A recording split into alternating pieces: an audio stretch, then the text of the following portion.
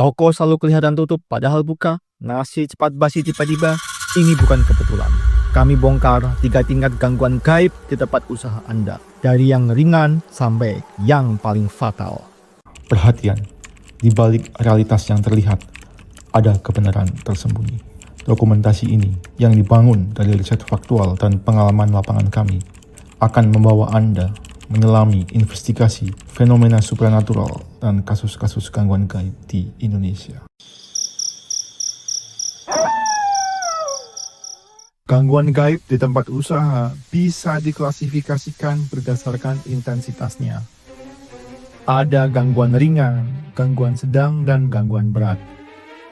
Gangguan ringan paling mudah dikenali adalah dengan munculnya bau-bau aneh, ada penampakan bayangan, atau penampakan jin secara langsung, atau bisa juga dengan munculnya rasa tidak enak, tidak nyaman, terutama bagi mereka yang sensitif terhadap energi spiritual.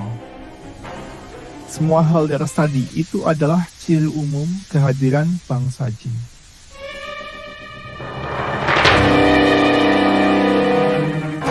Gangguan tingkat sedang ditandai tidak sekedar bau, sudah lebih satu langkah menjurus ke gangguan operasional. Contoh, adanya fenomena toko yang terlihat tutup meskipun sebenarnya buka. Ada juga langsung ke gangguan omset. Omset menurun drastis tanpa alasan yang jelas. Bisa juga masakan atau nasi tiba-tiba cepat basi padahal sudah masuk magic jar. Banyak terjadi kasus ekstrim, selesai dimasak, nasi langsung basi.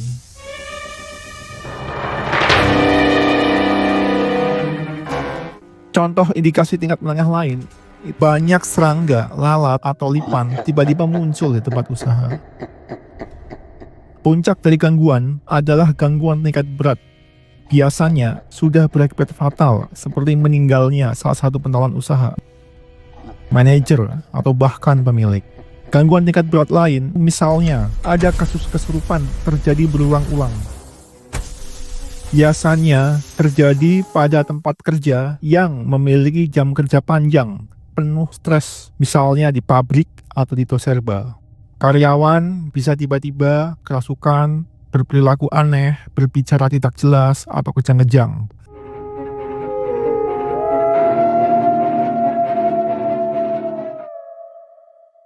Sebenarnya, gangguan gaib yang terjadi di lokasi itu belum tentu adalah kiriman. Bisa juga gangguan yang berasal dari lokasi itu sendiri. Misalnya, tempatnya dulunya tempat keramat, bekas kuburan, atau bekas kolam, empang. Bisa juga lokasi usaha mengalami gangguan karena ada benda-benda keramat yang tertanam.